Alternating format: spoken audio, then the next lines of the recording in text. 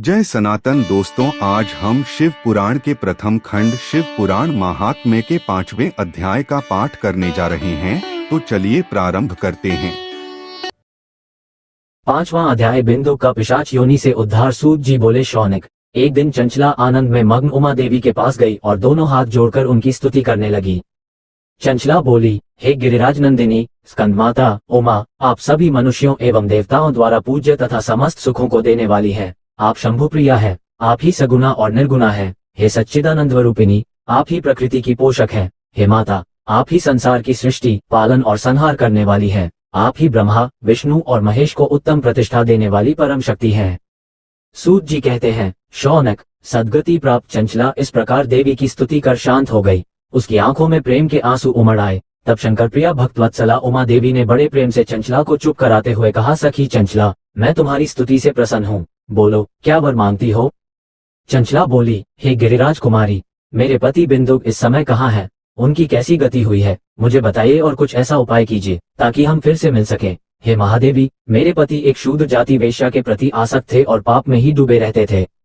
गिरिजा बोली, बेटी, तुम्हारा पति बिंदुक बड़ा पापी था, उसका अंत बड़ा भयानक हुआ। वेश्या का उपभोग करने के कारण वह मूर्ख नरक में अनेक वर्षों तक अनेक प्रकार के दुख भोग कर अब शेष पाप को भोगने के लिए विंध्य पर्वत पर पिशाच की योनि में रह रहा है। वह दुष्ट वहीं वायु पीकर रहता है और सब प्रकार के कष्ट सहता है। सूत जी कहते हैं, शौनक, गौरी देवी की यह बात सुनकर चंचला अत्यंत दुखी हो गई। फिर मन को किसी तरह स्थिर करती हुई दुखी हृदय से माँ गौरी से उसने एक बार फिर पूछा, हे महादेवी, मुझ पर कृपा कीजिए और मेरे पापी पति का अब उद्धार कर दीजिए। कृपा करके मुझे वो उपाय बताइए जिससे मेरे पति को उत्तम गति प्राप्त हो सके। गौरी देवी ने कहा, यदि तुम्हारा पति बिंदुक शिव पुराण की पुण्यमयी उत्तम कथा सुने तो वह इस दुर्गति को पार करके उत्तम गति का भागी हो सकता है।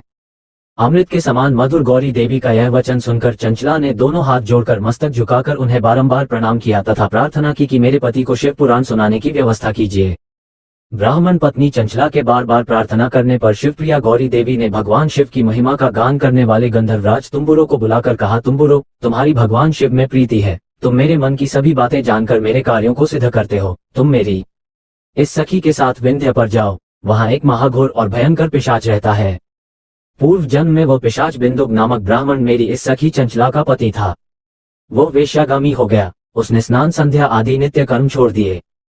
क्रोध के कारण उसकी बुद्धि भ्रष्ट हो गई। दुर्जनों से उसकी मित्रता तथा सज्जनों से द्वेष बढ़ गया था। वो अस्त्र शस्त्र से हिंसा करता, लोगों को सताता और उनके घरों में आग लगा देता था। चांडालों से दोस्ती करता वह रोज वेश्या के पास जाता था। पत्नी को त्याग कर दुष्ट लोगों से दोस्ती कर उन्हीं के संपर्क में रहता था।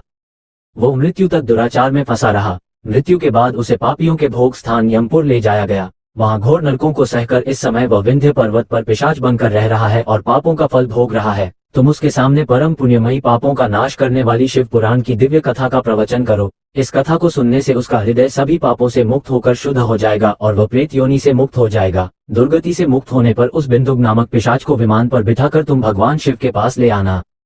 सूत जी कहते हैं, शौनक, माँ उमा का आदेश पाकर गंधर्वराज तुम्बुरो प्रसन्नता पूर्वक अपने भाग्य की सराहना करते हुए चंचला को साथ लेकर विमान से पिशाच के निवास स्थान विंध्य पर्वत गया। वहां पहुंचकर उसने उस विकराल आकृति वाले पिशाच को देखा। उसका शरीर विशाल था, उसकी थोड़ी बड़ी थी। वह कभी हंसता, कभी रोता और कभी उछलता था। महाबली तुम्बुरो ने बिंदुक नामक पिशाच को पाशों से बांध लिया। उसके पश्चात तुम्बुरो ने शिव पुराण की कथा बांचने के लिए स्थान तलाश कर मंडप की रचना की।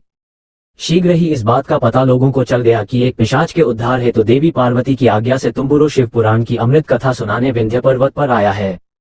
तो उस कथा को सुनने के लोभ से बहुत से देवर्षि वहां पहुंच गए। सभी को आदरपूर्वक स्थान दिया गया। पिशाच बिंदु को पाशों में बांधकर आसन पर बिठाया गया और तब तुम्बुरो ने परम उत्तम शिव पुराण की अमृत कथा का गान शुरू किया। उसने पहली विद्येश्वर संहिता से लेकर 7वीं वायु संहिता तक शिव पुराण की कथा का स्पष्ट वर्णन किया। सातों संहिताओं सहित शिव पुराण को सुनकर सभी श्रोता कृतार्थ हो गए। परम पुण्यमय शिव पुराण को सुनकर पिशाच सभी पापों से मुक्त हो गया और उसने पिशाच शरीर का त्याग कर दिया। शीघ्र ही उसका रूप दिव्य हो गया। उसका शरीर गौर वर्ण का हो गया। शरीर पर श्वेत वस्त्र एवं पुरुषों के आभूषण आ गए। इस प्रकार दिव्य देहधारी होकर बिंदुक अपनी पत्नी चंचला के साथ स्वयं भी भगवान शिव का गुणगान करने लगा। उसे इस दिव्य रूप में देखकर सभी को बहुत आश्चर्य हुआ। उसका मन परम आनंद से परिपूर्ण हो गया।